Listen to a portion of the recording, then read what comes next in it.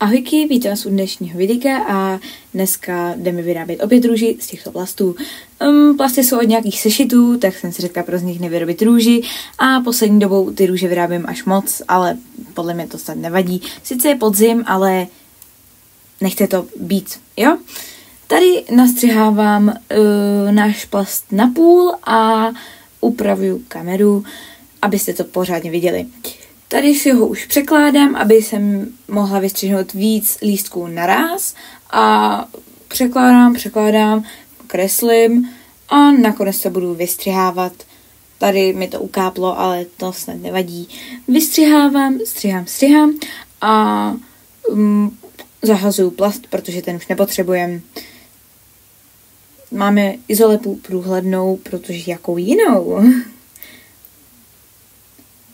Tady vidíte můj mňami kousek pici. Ano, měla jsem k večeři pizzu.